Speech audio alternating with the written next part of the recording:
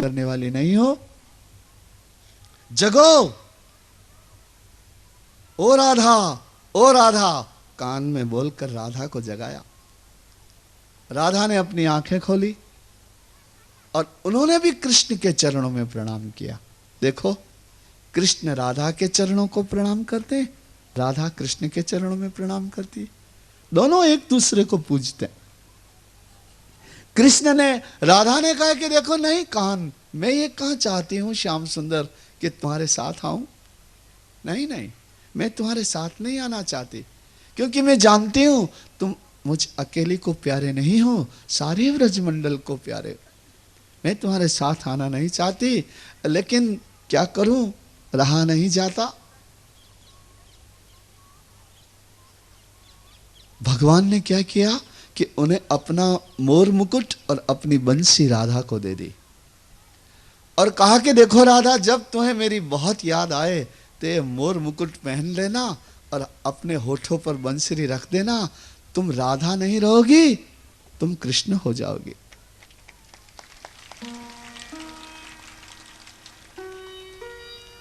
भगवान ने अपने हाथों से राधिका के मुकुट में मोर पंख लगा दिया और अपनी मुरली दे दी। वृंदावन से जाने के बाद कृष्ण के पास कभी मुरली नहीं देखी जाती। कहीं बजाते हुए कृष्ण दिखाई देते हैं क्या? सारे कृष्ण चरित्र में कृष्ण ने फिर कभी मुरली नहीं बजाई। क्यों? कि हमारे वृंदावन के आचार्य कहते हैं कि मुरली तो राधिका के पास रह गई, उसको दे आए भेंट में, अपनी प्रियतमा को उपहार दे दिया मुरली का। जाने ऐसा ना कह रहे हो कि मेरा यह मयूर पंख जो मेरा सौंदर्य बढ़ाता था, राधा आज से मेरा सारा सौंदर्य तुझे भेंट करता हूं। और ये मुरली जो मेरे हृदय के गीत को गाती थी, तो मेरे हृदय के सारे गीत राधा तेरे को समर्पित करता हूं। अपना सौंदर्य और अपना संगीत राधा को समर्पित कर दिया। राधा ने भी मुकुट पहन लिया और वंशी हाथ में ले ली और बोल उठी कि नहीं, मैं राधा नहीं हूं, मैं तो कृष्ण हूं, मैं तो कृष्ण हूं। ऐसा कहते कहते यमुना तट की तरफ भाग गई। कोटि कोटि ब्रह्मांड के नायक कृष्ण ने अपने दोनों हाथ जोड़ दिए, अपने दोनों कमल नेत्र बंद करके उस प्रेम की देवी को वारंवार प्रणाम किया और कहा कि हे राधा, जब जब ये दुनिया मेरा नाम लेगी तो मेरे से पहले तेरा नाम लेगी। तब से ही राधा कृष्ण, राधा कृष्ण, राधा कृष्ण। उस कृष्ण ने अपनी प्रियतमा को अपने से आगे नाम दिया। इस तरह भगवान फिर से रथ में बैठे। जब तक उस रथ की पताका दिखती रही और जब तक उस रथ के चक्र से उड़ती हुई धूल दिखती रही, तब तक वृंदावनवासी खड़े रहे और फिर अपने मन को शांत करके सब वापस आ गए। अक्रूर जी ने यमुना जी में स्नान किया, वहाँ भगवान ने उनको दर्शन दिए पानी में, वहाँ उन्होंने स्तुति की। फिर भगवान मथुरा में पधारे, मथुरा में पधारे, रात वहाँ रहे। भगवान के पीछे पीछे नंद गोप ग्वाल वगैरह भी, और सब गाड़ियों में बैठ करके, बैलगाड़ियों में बैठ करके मथुरा पधारे। वहाँ रात को भगवान ने विश्राम किया। विश्राम किया नारायण, और प्रातः काल उसी शाम अक्रूर जी जब लेकर पहुंचे तो अक्रूर जी ने बहुत कहा मेरे घर पधारिए पधारिए। भगवान ने कहा कि नंद यशोद, नंद और गोप ग्वाल मेरे सखा सब आने वाले हैं, मैं फिर कभी आपके घर आऊंगा। अक्रूर को विदा कर दिया। अक्रूर ने जाके कंस को समाचार दे दिया, बलराम कृष्ण को ले आए हैं, यहाँ पास में ही उपवन में ठहरा दिया। नंद का गोप ग्वाल भी आ गए पीछे से और फिर भगवान मथुरा देखने के लिए चले। मथुरा के पहले कभी नगर देखा नहीं था, वन में रहते थे, मथुरा देखने के लिए चले भगवान। और वहां मथुरा में उन्होंने सबसे पहले एक रजक का उद्धार किया, एक मालाकार की सेवा स्वीकार की, कुब्जा को सीधा किया और कंस के धनुष को तोड़ा। रात्रि को विश्राम किया। दूसरे दिन प्रातःकाल कंस की रंगशाला में पधारे। मल्लानाम अशनिरंद्रनाम नरवर स्त्रीणाम स्मरो मूर्तिमान। भगवान तो एक ही थे, पर कंस की रंगशाला में जब गए तो सबको अलग अलग दिखाई देने लगे। जी, भगवान का तो एक ही रूप है, लेकिन जैसी दर्शन करने वाली आंखें वैसा ही दिखाई देते हैं। जाकी रही भावना जैसी, हरि मूर्ति देखी तिन तैसी। वहां उन्होंने कोलया पीड़ का उद्धार किया। वहां चाणूर और मुष्टिक के साथ, बलराम मुष्टिक के साथ और चाणूर भगवान कृष्ण के साथ इनका अखाड़े में युद्ध हुआ। इनका भी उद्धार किया भगवान ने।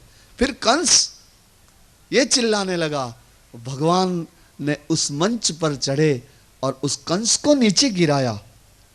उस भरी सभा में ऊपर से नीचे गिरे कंस और उनके ऊपर भगवान पृथ्वी का भार लेकर के कूदे। तो कंस के अंतिम समय उनकी आंखों में कौन था? कृष्ण ही थे, इसलिए कंस को भी कृष्ण ही मिले। इस तरह भगवान ने कंस का भी उद्धार किया। उसके बाद में कंस का उद्धार करके उन्होंने मथुरा का राज्य स्वयं नहीं लिया, कंस के पिता उग्रसेन को ही राजा बनाया। अपने माता पिता को बंधन से छुड़वाए। नंद यशोदा को, नंद और गोप ग्वालों को आभूषण और वस्त्र देकर विदा किया। पुत्र तो वही होता है जो माता पिता की मुक्ति करता है। इस तरह से नारायण उन्होंने अपने माता पिता को मुक्त किया, वसुदेव देवकी को। 11 सालों के बाद अपने पुत्रों को देख करके देवकी की छाती में दूध की धाराएं निकल आई और नंद बाबा की बूढ़ी, वसुदेव की बूढ़ी आंखों में अश्रु आए। उग्रसेन राजा बने। उसके बाद भगवान ने ब्रह्मचर्य धारण किया, यज्ञोपवीत संस्कार लिया। उज्जैन में जाकर के सांदीपनि मुनि के वहां विद्या का अभ्यास किया। विद्या का अभ्यास किया और विद्या का अभ्यास 84 दिन में 84 विद्याएं सीखी। विद्या अभ्यास करके गुरु को दक्षिणा देने के लिए, गुरु जी को दक्षिणा, गुरु ने कहा नहीं। उन गुरु जी का एक पुत्र था जो समुद्र में डूब गया था। गुरु माता ने कहा कि कृष्ण, ऐसा कहते हैं कि तुम भगवान हो, मेरा पुत्र ला दो। तो भगवान समुद्र के पास जाकर के उस गुरुपुत्र को ले आए और गुरु दक्षिणा में दिया। मथुरा पधारे। उद्धव को उन्होंने व्रज में संदेशा लेकर के भेजा। ये सब कथाएं आपको सुनाएंगे हम, क्योंकि आज यहाँ के आयोजकों ने रुक्ष्मणी विवाह रखा है, तो हम जल्दी जल्दी कह देते। तो नारायण उन्होंने उद्धव को संदेशा लेकर के भेजा। ज्ञान देने के लिए गए उद्धव, भक्त बन के मथुरा लौट आए। देने गए थे ज्ञान और दीक्षित हो गए। गोपियों को अपना गुरु बना करके लौट आए मथुरा में। उसके बाद में इस कंस की 2 रानियां थी। अस्ति प्राप्ति जरासंध की पुत्रियां थी। अपने पति के मरने के बाद पिता के पास चली गई। जरासंध ने बहुत से आक्रमण किए मथुरा नगरी पर, हर बार पराजित हुआ। जब अंतिम बार आक्रमण करने आया तो एक काल यवन भी था, वो भी आया। तो भगवान ने फिर मथुरा खाली कर दी और समुद्र में एक नगरी बसाई, द्वारिका। मथुरा वासियों को वहां ले जाके रखा। काल यवन का उद्धार मुचुकुंद के द्वारा करवाया। मानधाता के पुत्र मुचुकुंद को दर्शन दिए। इस तरह भगवान द्वारिका में विराजे और फिर उनका विवाह रुक्ष्मणी के साथ हुआ। देखिए, अभी तो जो आयोजन है वो कर लीजिए और विवाह कैसे हुआ वो मैं आपको कल बताऊंगा, क्योंकि वो बड़ा सुंदर उसमें पत्र है। रुक्ष्मणी ने कैसे पत्र लिखा। ओम नमो नारायण, ओम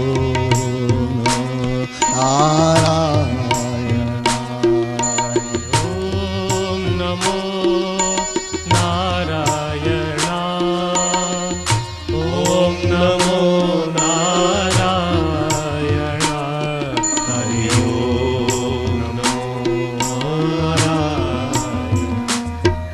देखिए, ओम नारायण,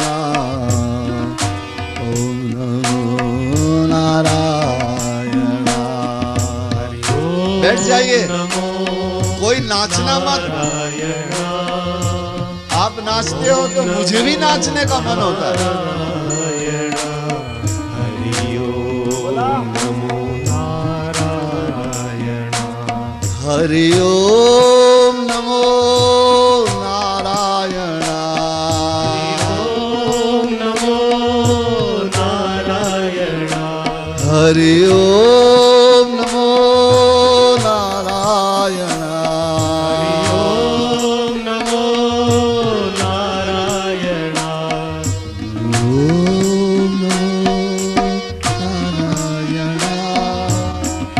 ओम नमो नारायण।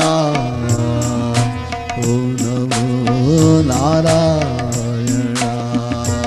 ओम नमो नारायण। बोला भाऊ नमो नारायण। हरि ओम नमो नारायण। ओम नमो नारायण। हरि ओम नमो नारायण। ओम नमो नारायण। ओम नमो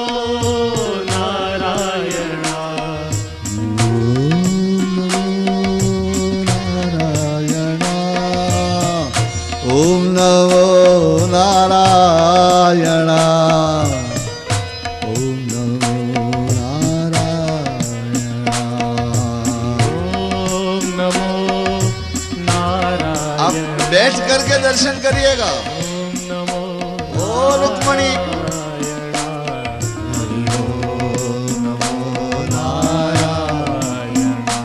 हरि ओम नमो नारायण। ओम नमो नारायण। ओम नमो नारायण। हरि ओम नमो नारायण।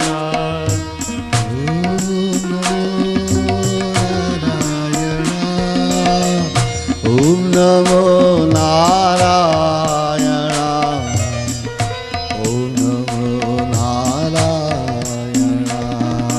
ओम नमो नारायण। बैठ जाइए, ओम नमो नारायण। बैठ जाइए।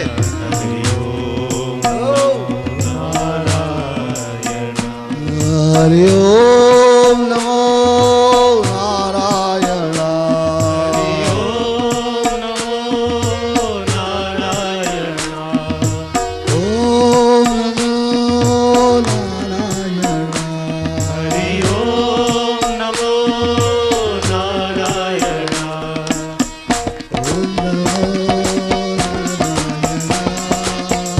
ओम नमो नारायण।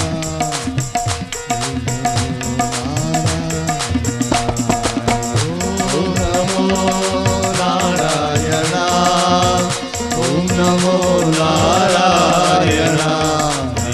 ओम नमो नारायण। ओम नमो नारायण। ओम नमो नारायण। ओम नमो नारायण। ओम नमो नारायण। ओम नमो नारायण। हेलो, देखिए ऐसा है कि कृष्ण ने रथ नहीं चलाया था, रुक्मिणी ने चलाया था। तो कृष्ण तो लड़ रहे थे, इसलिए रुक्मिणी को चलाने दीजिए रथ। ओम नमो नारायण। ओम नमो नारायण। अब लड़िए। नारायण। ओम नमो नारायण। ओम नमो नारायण। नारायण। ओम नमो, बैठ जा। ओम नमो नारायण।